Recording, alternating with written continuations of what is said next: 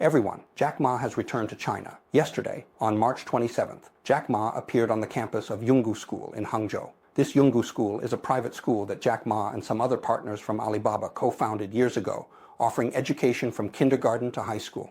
On campus, I saw Jack Ma chatting and laughing with teachers and students, and he also talked about ChatGPT and its impact on human society. He said that humans must make good use of AI and not be controlled by it. So Jack Ma went to Yungu School, and there was no media coverage. Yungu School just posted an article on their official WeChat account. But think about who Jack Ma is. Over the past 6 months, there have been all sorts of speculations and rumors about whether Jack Ma would return to China. So, as soon as he made an appearance in the country, it immediately attracted widespread attention from both domestic and international media. Consequently, Alibaba Group's stocks started to surge upon hearing the news, because for many investors, this was significant. Jack Ma's ability to return to China is indeed symbolic. At the very least, it signifies that he has reached some sort of understanding or reconciliation with the top levels of the Chinese Communist Party.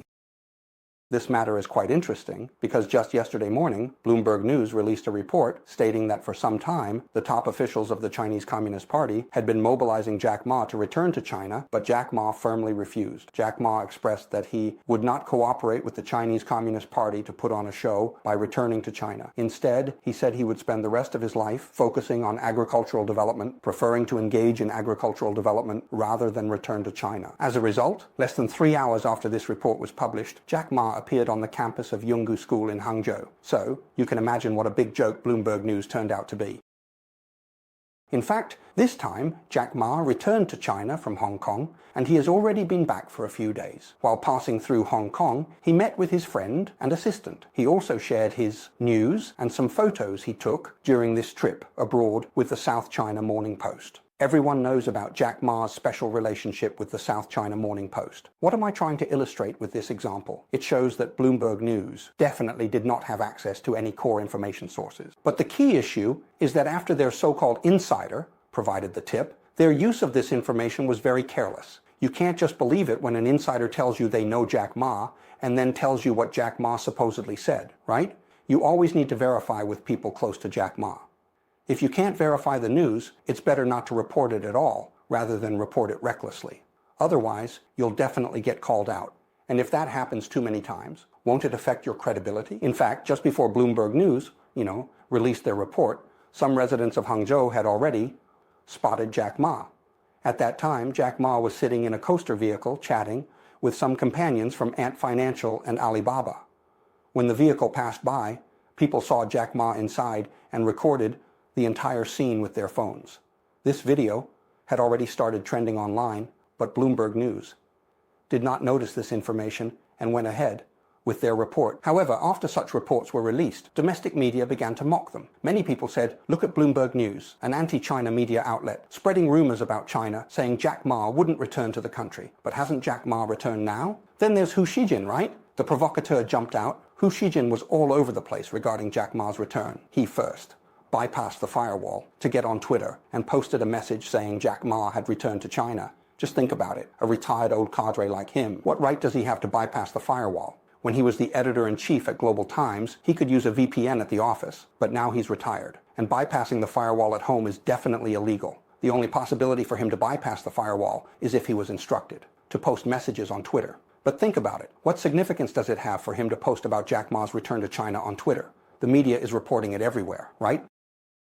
They wanted him to come out and speak. Jack Ma returned to China, just to have him speak. Bloomberg, you foreign media outlets, you all fell into the trap. Did you see that? It slapped you in the face. Then he posted 2 messages in Chinese. One was a photo he eagerly posted as soon as he appeared at the Yungu School campus. And soon after, he posted a long article. This long article mentioned that Jack Ma is a Chinese private entrepreneur who travels around the world, which is very normal. After traveling, his home is in China, and he returned, which is also very normal. Hu Xijin is just talking nonsense. Why do we call him a carved brand? It's because of this. Think about Jack Ma. He has been abroad for more than a year now. During this time, he passed through Hong Kong twice, but he didn't return to China. Moreover, he was handling very important matters in Hong Kong that are related to the mainland. Jack Ma spent the Chinese New Year in Hong Kong. Jack Ma is not an ordinary person. He has so many listed companies in China that require his participation in decision-making and management. He would rather handle matters in Hong Kong than return to China. Do you think this is just a normal trip? So Hu Xijin is talking nonsense? He is a rumor monger, actively spreading rumors. Today, let's analyze the ins and outs of Jack Ma's return to China. Before we talk about Jack Ma's return to China, let's first discuss his departure. Why did Jack Ma leave the country? Actually, most people already know. It was because on October 24, 2020, 3 years ago, Ant Financial was about to go public. Feeling very confident, Jack Ma gave a speech at the Bund in Shanghai. In the audience were many bank presidents and some high-ranking officials. At that time, Jack Ma was somewhat carried away. He began by saying that China's banks and financial industry do not have systemic risks because there is no financial system. At the same time, he mentioned that current banks have a pawnshop mentality. He also said that innovation inherently comes with risks. If there is no risk, how can it be called innovation? He argued that true innovation does not fear regulation, but we should not use yesterday's methods to regulate the future. Essentially, he was criticizing China's financial industry because his Ant Financial was about to go public. He actually intended to revolutionize the entire financial industry in China. But his speech apparently angered the high-level officials in China. After his speech on October 24th, he made an appearance at the Double 11 Gala on October 31st, and then he disappeared on November 2nd. The relevant authorities began to hold talks with Alibaba. Jack Ma was summoned for a meeting in December and again in April of the following year, making it a total of 3 meetings. Meanwhile, the relevant authorities started celebrating the investigation into the entire Alibaba group. So everyone knows the past story, right? Then Alibaba was again accused of so-called monopoly practices. And how much was the fine for the choose one from two issue? It was 18 billion RMB. Just joking. It's like giving 15 RMB to every person in China. At the same time, there was a complete overhaul of the governance structure of Alipay and Alibaba. Services like Jibei and Huabei started to undergo brand separation, right? And Alipay and Alibaba Group also needs to establish clear separation. So, in terms of corporate governance, they started to settle accounts with Jack Ma. After this period, Jack Ma has never appeared in the public eye again. Even the name of his Hupin University was removed, and Hupin University disappeared, right? It was turned into something like the Hupin Venture Research Center. In this situation, the international community is speculating that Jack Ma has been placed under shuangui. There have been many rumors that he can't leave the country. In this context, Jack Ma went abroad more than a year ago, so I guess Jack Ma's departure was actually coordinated with the relevant authorities. His going abroad was also a signal to the international community that he could still travel. Otherwise, if the domestic authorities were settling accounts with Jack Ma and he didn't leave the country, wouldn't the rumors suggest that Jack Ma was always stuck in China? So his first stop abroad was to play golf in Spain. After that, he stayed in Japan for a while. Actually, we knew shortly after he arrived in Japan. But honestly, we didn't talk about it on the show, and I didn't mention it on Twitter either, because I felt it was his personal business. Later, he went from Japan to Australia, then to Thailand, then to Fiji, and then to Hong Kong, and finally back to Australia. So Jack Ma has been abroad for more than a year this time. Regarding whether he would return to China or not, and what his return symbolizes, there are various controversies in the media. Firstly, foreign media initially analyzed that he would not return. Secondly, there were claims that his return was forced. Let me share my own views. Firstly, I believe that for an entrepreneur of Jack Ma's stature, to be honest, it is impossible for him to sever ties with China.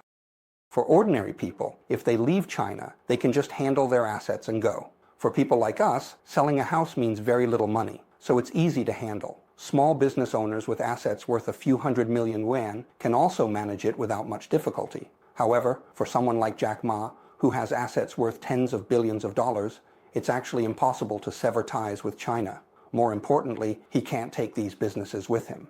In China, a true entrepreneur, not just an ordinary capitalist entrepreneur, has their fate tightly bound to the fate of the country. This is their historical destiny. I remember when I interviewed Cao de Wang, he expressed a similar sentiment. He believes that as an entrepreneur, you are inevitably tied to the fate and future of your country, whether you like it or not. This is your historical destiny.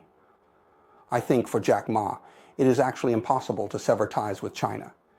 He can't take his assets or his company with him. So what is the point of him being alone abroad? Therefore, it makes sense. Jack Ma's return to China, in fact, is inevitable from a certain perspective. That's the first point. The second point is Does Jack Ma's return mean that the Chinese Communist Party has reconciled with private entrepreneurs? Or that private enterprises have reconciled with the Chinese Communist Party? I don't think so, because in the past 2 or 3 years, the Chinese government has carried out a storm-like crackdown on private enterprises. And I believe many entrepreneurs, there is no doubt that there is lingering fear. Just think about it. When Alibaba was fined, it was fined hundreds of billions. And then when Didi was about to go public, it was taken down, right? Such unprecedented and swift measures. Who wouldn't be afraid? Hundreds of billions, even trillions of assets can vanish in an instant. For private entrepreneurs, if you think about their relationship with the Chinese Communist Party, I don't think it's reconciliation, it's submission. So, what does Jack Ma's return really mean? Personally, I think it's actually quite simple. Jack Ma's return to China today is merely symbolic, because during the more than a year that Jack Ma was abroad, Alibaba Group has completely moved on from his influence. And to be honest, Jack Ma might have suffered significant financial losses during the process of de-Jack Maification. Everyone take a look and listen to my analysis. In the past, Ant Financial was actually a subsidiary of Alipay, because Alipay nominally held 33% of its shares. However, it could nominate members to the board of directors. For example, by expanding the size of the board, at the same time, it could appoint its own senior officials to attend Alipay's board meetings. In other words, it was not a shareholder of Alipay. You can also attend meetings and participate in decision-making within the board of directors of Alipay. Just think about it. Alipay is a subsidiary of Alibaba Group. So, in the equity structure of Ant Financial at that time, Jack Ma was actually the real controller of the company. Here, I will show you a table. This table shows the past equity structure of Ant Group. At the top, there is a company called Hangzhou Yunbo Investment Consulting Company Limited. Under this company, there are 2 subsidiaries, one called Junhan and the other called Junao. These 2 companies combined hold approximately 53% of the shares in Ant Technology Group Company Limited. Hangzhou Yunbo has a total of 4 shareholders. Initially, it was just Jack Ma alone. Later, Jack Ma transferred these shares to others, specifically to Jing Xiandong, Wu Xiaoming, and Jiang Fang, each holding 22% of the shares. However, when Ant Financial was going public, they signed an agreement called the Concerted Action Agreement. This meant that the other 3 actually followed Jack Ma's lead. They had to vote unanimously without any disagreements. In other words, although others could have shares, Jack Ma was actually the one controlling Alipay. However, on January 7th of this year, Ant Financial issued an announcement, and the entire equity structure of Ant Financial underwent a dramatic change. Let's take a look at a chart. First of all, the equity of Hangzhou Yunbo Investment Consulting Company Limited has changed, and Jack Ma is no longer there. However, the neck pain remains. But several other people have been introduced. Xiao Xiaofeng, Yi Xingjun, Zhao Ying, and Wu Minzi each hold 20% of the shares. However, Hu Xiaoming and Jiang Fang are no longer involved. So, where did Jack Ma go? They established a company called Hangzhou Xintao Enterprise Management Consulting Company Limited. In Xintao, Jack Ma holds only 20% of the shares. Remember, Jack Ma previously held 34% of the shares in Yunbo, but in the new company, he only has 20% of the shares. Hai Xinyi, Zhang Yu, and Huang Chengli were established, with Zhou Yun each holding 20% of the shares. To explain a bit about these individuals. They are basically some of the current executives of Ant Financial, such as the Chief Human Resources Officer and Vice Presidents. Most of these individuals were originally partners at Alibaba, but now, due to a clear separation between Alipay and Alibaba, they are no longer partners. The executives of Ant Financial are no longer partners. Of Alibaba, so what about them? The equity has been transferred here. This table is particularly worth studying. What do I personally think these 2 tables indicate? Let me interpret them for you. First, regarding Jack Ma, not only has he lost control, but his equity has also shrunk. He originally held 34% of the shares in Yunbo Company and controlled approximately 10% of Alipay's profit rights through Yunbo Company. However, he still holds 20% of the shares. Through this Xintao company, but his profit rights have only become 6.3%, which means they have been reduced by 4%. So where did that 4% go? It was taken away, right? That's the first point. Secondly, it might actually be much more than that, because originally, the shares of two other people from Hangzhou Yunbo Investment Consulting Company, Limited, Jiang Fang and Wu Xiaoming, have disappeared. Each has 22% of the shares. When converted to this, the yield is almost 10%. So who did these two people's shares go to? Why did they transfer them? My guess, to be honest, apart from Jing Xiandong. The other people in this part were all firmly holding shares on behalf of Jack Ma. Although their names are in this old company, they are actually just holding shares on behalf of Jack Ma. Why? Because originally, the only shareholder of Yunbo Company was Jack Ma. Later, these three people were brought in because of the requirements for listing. A listed company has requirements for the number of shareholders. Jack Ma alone, holding 90% of the shares, couldn't meet the listing requirements, as a listed company needs a certain degree of shareholder dispersion. So, in all likelihood, these people are indirectly holding shares for Jack Ma. But now, these shares are gone. Jack Ma's profit rights in Alipay have only dropped to 6.3%. Jiang Fang and Wu Xiaoping's shares have disappeared, which raises another question for us about these individuals. Think about it. Zhou Yun, who is a vice president at Ant Group, now holds the same share percentage as Jack Ma, which is 20%. This also includes Huang Chengli and Zhang Yu, who have similar shares. We have to acknowledge that the contributions of these individuals to Alipay cannot be compared to those of Jack Ma. I think everyone can understand this point, because Alipay was founded by Jack Ma. If you joined Alipay later, how could you compare to the founder? But now they hold shares equal to Jack Ma's. What does this imply? Anyway, I don't really understand it. Personally, I think either these people are still holding shares on behalf of Jack Ma in a disguised manner, or Jack Ma's shares have been forcibly distributed to others. Now, the relevant authorities require those who work at Ant Financial to no longer be partners at Alibaba. So this also necessitates a settlement of interests. This settlement of interests might be achieved through this event. The change in Ant Financial's equity was implemented. For example, take you, Xiao Xiaofeng, it means that you were originally a partner of Alibaba Group, but now you can't be a partner in Alibaba Group anymore. You have moved to Ant Financial, so I will give you a portion of the shares in Ant Financial, and that settles it. But the key issue is that these shares were largely, possibly originally Jack Ma's own. If this assumption holds true, in other words, not only was Jack Ma marginalized during this round of reforms, but more importantly, his assets were also dismembered. Even from a simple equity structure perspective, his profit rights have changed from around 11% in the past to 6.3%. This agreement was announced on January 7th of this year. At that time, Jack Ma should have signed this agreement in Hong Kong. After signing this agreement, Jack Ma not only lost control over Alipay, but also became an ordinary financial investor. This is because he is not a member of the board of directors of Ant Financial. Moreover, to prevent any potential collusion of interests among the shareholders of Ant Financial, a special agreement was signed. This agreement stipulates that shareholders will not seek to act in concert or engage in joint voting behavior.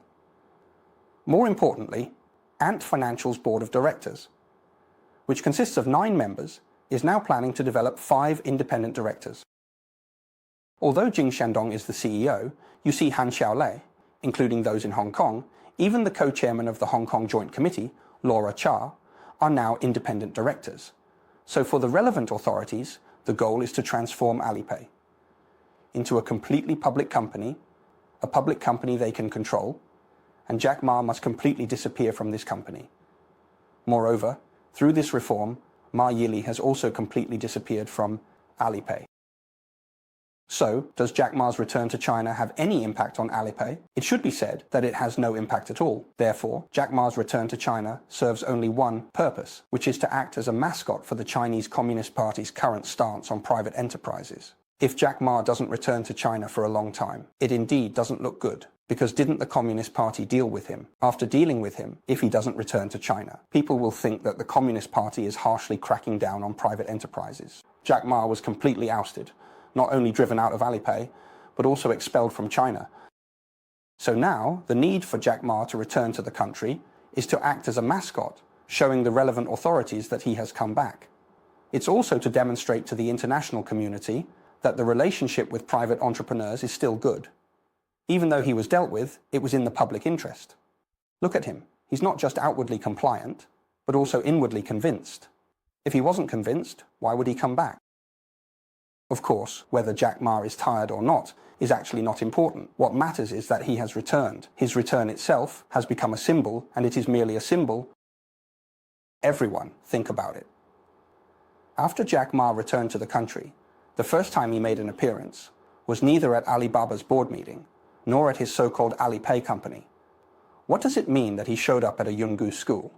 Didn't Jack Ma say many years ago that after retiring he wanted to be Teacher Ma? It quickly returned and made its first public appearance, which was carefully chosen to be at a school, because going to Ant Financial's company has become very sensitive now. It can't go there. It's just a financial investor. Honestly, it's quite sad. At the end of the program, I want to say that if the Chinese Communist Party really wants to gain the trust of the people and entrepreneurs and the trust of the world, it's not about bringing these private entrepreneurs back from abroad. There are two real standards. First, these entrepreneurs should truly have control within their companies. For example, Jack Ma, Liu Qiangdong, Huang Zheng, and Zhang Yiming should genuinely have decision-making power within their own companies, rather than being scared away and running from their enterprises.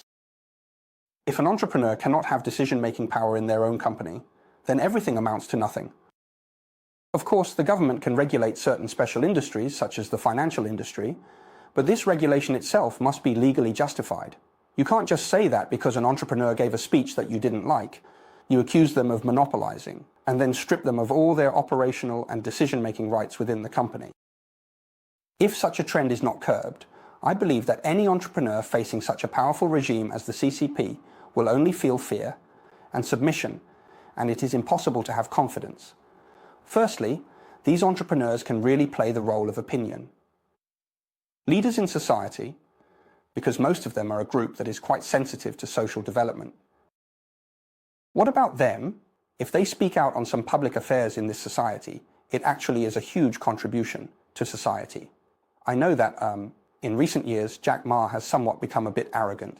The statements he made and the famous quotes he said were a kind of challenge to political authority. But what is the standard of a law-based society? It is that a person has the right to be arrogant. Although it may seem to float, it doesn't break the law, and no one can do anything about it. This is the essence of the rule of law. If someone becomes arrogant and you immediately deal with them, who would dare to speak out normally? Therefore, the most important indicator of whether entrepreneurs in this society truly have decision-making power and can act as opinion leaders is their social status within this society. The question is whether there are laws that can protect their rights. If the law cannot protect their rights, then even if Jack Ma can freely travel internationally and across China's borders, it doesn't prove anything. Jack Ma, yesterday at Yungu School. I saw him filled with smiles during the visit. But I read a lot of bitterness and helplessness behind his smile. I don't know what you all think about it. All right, I'll stop here for today. Thank you, everyone.